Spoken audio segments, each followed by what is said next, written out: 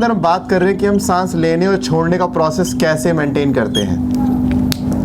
तो रेगुलेशन का जो प्रोसेस है थोड़ा सा कुछ ज़्यादा इजी है। रेगुलेशन के लिए आप जानिए कि आपकी बॉडी में दो तरीके हैं। पहला तो है, एक हम पढ़ते हैं आपके ब्रेन के थ्रू,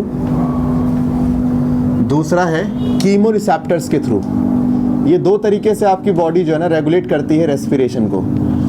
कैसे करती है समझते हैं एक बार। ब्रेन की बात करें तो ब्रेन में आपके पास दो पार्ट होते हैं। एक होता है पोन्स और एक होता है मेडुला। मेडुला में दो साइड होती हैं, एक डॉर्सल साइड और एक वेंट्रल साइड। ठीक है, दो साइड होती हैं। तो लेट्स सपोज यहाँ पे ये रहे, एक को बोलते हैं dorsal root group, dorsal respiratory group. So this is dorsal respiratory group, माने एक तरह का ये न्यूरॉन्स का ग्रुप होता है, स्पेशलाइज्ड न्यूरॉन्स का ग्रुप होता है यहाँ पे जो इसके लिए काम करता है। और एक होता है ventral respiratory group, that means short में बोलो VRG एंड DRG। और पोन्स में एक सेंटर होता है जिसको हम क्या बोलते हैं, न्यूमोटैक्सिक सेंटर, न्यूमोटैक्सिक सेंटर। अब समझते हैं कैसे काम चलता है। सबसे पहले जो DRG है, DRG यहाँ से सिग्नल देता है कि इनको दो मसल्स पे सीधा इसका कंट्रोल होता है। उन मसल्स का नाम सुनिएगा, एक्सटर्नल इंटरकोस्टल मसल्स और फ्रेनिक मसल्स। इन दो मसल्स पे इसका सीधा कंट्रोल होता है। फ्रेनिक याद है ना, डायफ्राम की मसल्स होती हैं। तो होता क्या है कि जब हमें सांस लेना होता है तो उसके लिए हमारे ये DRG के न्यूरॉन्स एक्टिवेट होते हैं और हमारे ECIM को, एक्सटर्नल को बोलते हैं चलो बेटा कॉन्ट्रैक्शन फेज में जाइए। इसको बोलता है तू भी कर कॉन्ट्रैक्ट, ताकि डायफ्राम नीचे सीधा हो और लंग्स को स्पेस मिले, लंग्स अपना बड़ा हो जाए। ठीक है, तो ये हमारे दोनों यहाँ पे एक्टिवेट होकर काम कर रहे हैं। जैसे जैसे दोनों काम करेंगे लंग्स का size it will keep on increasing, है ना। इसका साइज जो है ना लगातार इंक्रीज करेगा ऐसे लगातार, यानी कि जब तक ये सिग्नल जाएगा गुब्बारा फूलता चला जाएगा। हाँ कि ना, फूल रहा फूल रहा फूल रहा फूल रहा। एक टाइम में जाएगा तो गुब्बारा फट भी सकता है, और ना फटे इसलिए पता है ना, लंग्स के पास क्या मिलते हैं, रिसेप्टर्स मिलते हैं। जैसे ही देखते हैं कि रिसेप्टर्स एक्टिवेट, उनके ब्रोंकियोल्स के अंदर रिसेप्टर्स होते हैं, उनके प्लूरल मेम्ब्रेन के अंदर रिसेप्टर्स होते हैं। जैसे ही लंग्स ओवर एक्सपेंड करने की कोशिश करता है, वो रिसेप्टर्स स्ट्रेच रिसेप्टर्स होते हैं। जैसे स्ट्रेच होगा तुरंत उनमें सिग्नल पहुंचता है और वो रिसेप्टर सीधा ब्रेन को बोलते हैं। ब्रेन को किसको बोलेंगे, पोन्स को बोलेंगे। और वो जो पोर्शन है वहां से जो स्ट्रेच रिसेप्टर्स जो है वो यहाँ तक सिग्नल देते हैं, किसके थ्रू, वेगस नर्व के थ्रू। याद है, वेगस नर्व यहाँ पे बात लेके आता है कि ये पागल वागल हो गए, कर क्या हुआ, अरे लंग्स को तुम फुलाए जा रहे हो यार, अरे लंग्स फट जाएगा भाई। तो पोन्स का काम पता है क्या है, पोन्स का काम है वो वाला रोकने का काम है। पोन्स का क्या काम है, इसका और कुछ काम है ही नहीं। ये पैसे कुछ काम अड़ाता नहीं है। ये पोन्स जब काम करेगा तब DRG काम नहीं करेगा, याद रखना। ये जब पोन्स नहीं काम करेगा तब DRG काम करेगा, और जब पोन्स काम करेगा तब DRG, यानी उल्टा है। जब पोन्स रेस्ट DRG वर्किंग, जब पोन्स वर्किंग पे आ गए तो DRG को अब रेस्ट में जाना पड़ेगा। तो जैसे ही मिलता है तब पोन्स का न्यूमोटैक्सिक सेंटर एक्टिवेट होता है। इसको बोलता है पागल वागल हो गया। तो जैसे ही इसने इसको बोला, इसको पता है बॉस बोलेगा मतलब मुझे काम रोकना है, तो यहाँ पे एक इनहिबिटरी सिग्नल पहुंचता है DRG के पास। DRG तुरंत इनको सिग्नल देना बंद कर देता है। इनको बंद करते के साथ ही अब जो हमारा इंस्पायरेशन था वो अब बंद होगा। अब हमें सांस छोड़ने की प्रक्रिया चालू करनी पड़ती है। तो ऐसे करना पड़ता है DRG के थ्रू कंट्रोल। वहीं मैं बोलूँ जो VRG है, VRG का काम भाई क्या है, VRG का काम सुनिए, ये इनको भी एक्टिवेट करता है और साथ ही VRG एक्टिवेट एक मसल को और करता है, नाम है क्या, इंटरनल इंटरकोस्टल मसल्स, IICM को भी एक्टिवेट करता है। और साथ ही हम बोलें तो एब्डोमिनल मसल्स को भी सीधा टारगेट करता है ये, क्योंकि पता ना एक्सपायरेशन में हेल्प करता है। अब आप कहोगे सर ये ICM को भी बोल रहा है, PM को भी बोल रहा है ना, फिर ये भी बोल रहा है। तो भैया ऐसा है, VRG बोलता है देखो जी मैं दोनों पे कंट्रोल करूंगा, इंस्पिरेशन पे भी और एक्सपायरेशन पे भी, जबकि DRG क्या बोलता है, मैं सिर्फ इंस्पायरेशन पे करूंगा कंट्रोल।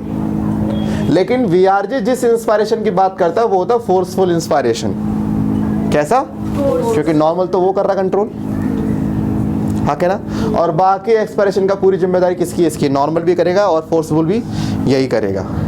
तो पहले पता लगा न्यूरॉन्स कैसे काम कर रहे हैं। अब चलिए मान के देखते हैं क्या होता है कि हम जरा अब सेकंड वाले पे आते हैं, कीमो रिसेप्टर्स के। उसमें कीमो रिसेप्टर्स की हम बात करें तो इधर इसको फोन दे दे। फोन कैसे नीचे चलेगा? करने कोई दिक्कत नहीं, नीचे से पैर पे कर ले, लाइट तो सीधा ऊपर आई जाएगी ना। अच्छा, कीमो रिसेप्टर्स की बात करें भाई, ये है बड़ी बवाल चीज़। इसको बोलते हैं सेंसर। जैसे हमारे मोबाइल में सेंसर होता है ना कि सर वो सेंसर हमें डिटेक्ट कर लेता है अगर हम कुछ करते हैं एक्टिविटी। हमारी बॉडी के सेंसर नहीं, ये कीमो रिसेप्टर्स क्या होते हैं? सर ऐसे कुछ सेल्स होते हैं जो हमारी बॉडी में अगर कोई भी केमिकल चेंज आता है, हमारी बॉडी में कुछ ऐसे सेल्स होते हैं अगर जिससे कोई भी केमिकल चेंज आता है तो वो सेल उसको तुरंत डिटेक्ट कर लेते हैं। ठीक है, तो भी ठीक है। क्या हुआ? बोल तो सही, क्या हुआ? देखा, मेरे से ज़रा ठंडी पड़ी है तू। चटनी हो जाएगी ठीक। दवाइयाँ हैं नहीं यार। अब तू अर्पित नहीं होना तो मैं अगरबत्ती खिला देता। अभी भी आएगा बुखार यार, ये दिक्कत है पता है। मेरे शरीर से गर्मी निकलते ना, आसपास लोग बीमार हो जाते हैं। कोई नहीं, थोड़ी देर और झेल ले, थोड़ी देर और, ठीक है। देख सारा माइंड गेम है। मैं तो माइंड गेम मानता हूँ। मेरे को जाता हूँ बुखार तो मैं मानते नहीं को बुखार है, मेरा ऐसे ही ठीक हो जाता है। चाहे मेरा 100, मैं कहा ना मेरे को भी कुछ टाइम पहले 105 भी था, मैं तभी जस्ट चिल। मुझे पता है जब मैं मान लूँगा मैं बीमार हूँ, मैं बीमार हो ही जाऊँगा मैं। सर 105 से 1-2 और ऊपर जाते हैं भाई अमर लोगों का नहीं है वो सीन है। तुम्हारे केस में होता है 104 मिनट पड़ जाओ। सर नहीं, मैं तो नहीं बुखार में तो मैं कौन जाता सर करता हूँ। क्या? सर मैं भी ज़्यादा ध्यान नहीं देता बुखार। वो तो घर वाले ध्यान नहीं देते तेरे ऊपर ना। सर मैं खुद भी देता था। अरे रहने दे, सर क्या लगता है ना बुखार होता है। हट चल हट, नहीं रहने दे। तेरे घर पे तेरे पे ध्यान नहीं देते, बोल दे। सर बहुत देते सर। हाँ बहुत देते, पता है मुझे। अर्पित पोछा लगाया? हाँ बाबा लगा लिया। ठीक है बेटा, अब तेरे को खाना मिल जाएगा। सर नहीं, मेड है। अच्छा तू मेड भी है घर में? सर मेड है। अरे यार क्या काम करता है तू? कीमो रिसेप्टर्स ऐसे सेल्स होते हैं जो कि केमिकल चेंज को पटाख से डिनोट कर लेते हैं। और ऐसे सेल्स पता है बॉडी में कहाँ है? एक तो है कैरोटिड आर्टरी में और दूसरा है एओर्टिक आर्क में। तो सर ये क्या बता रहे हो? एओर्टा सुने हो? दिल से एक बहुत मोटी सी आर्टरी निकलती है, उसका एक आर्क बनता है, एक कर्व बनता है, और उसी कर्व को हम क्या बोलते हैं? Aortic arch. तो कैरोटिड, देखो जो आर्टरी हमारे ब्रेन को ब्लड सप्लाई करती है, जो आर्टरी हमारे ब्रेन को ब्लड सप्लाई करती है, that will be known as carotid artery. और इसमें बहुत स्पेशल तरह की बॉडीज पाई जाती हैं, these are called carotid bodies. क्या बोलते हैं? Carotid bodies. ओ भाई ये है बवाल चीज, ये और वो भी।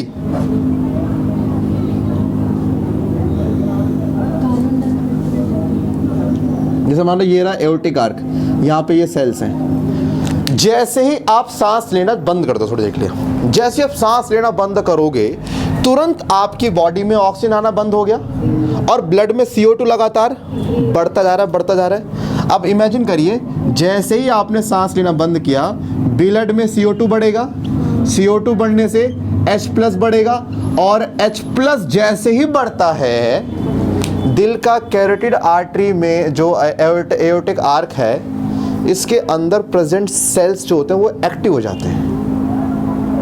ठीक है, और जैसे ही ये एक्टिव हुए फिर काम क्या होगा?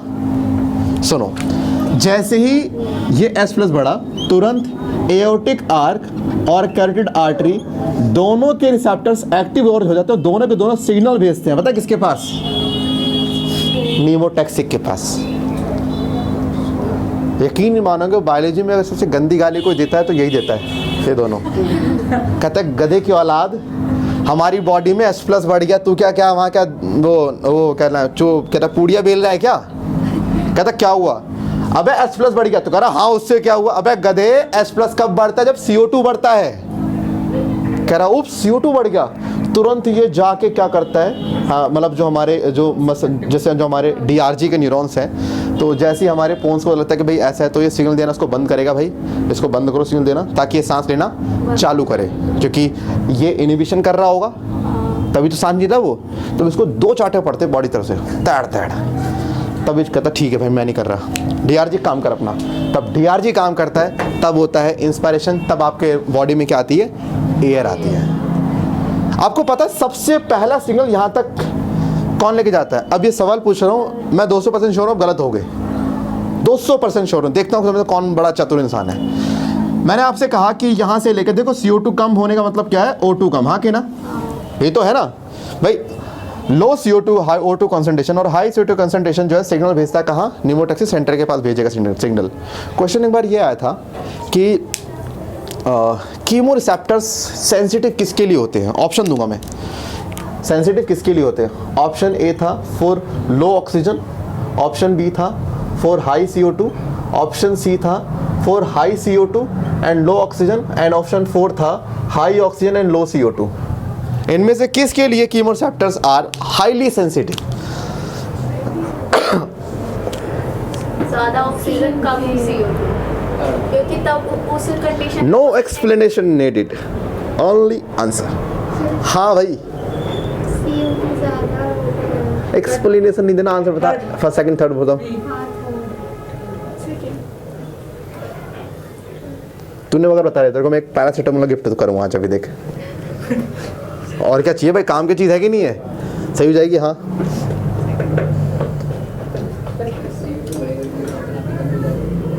तुझे तेरे क्रश की कसम में सही आंसर दियो, और होगा तो सही, मुझे भी पता है सबका ही होता है, तो इसको छोड़ के बस इसी का तो है बस। हाँ बता, थर्ड क्यों है?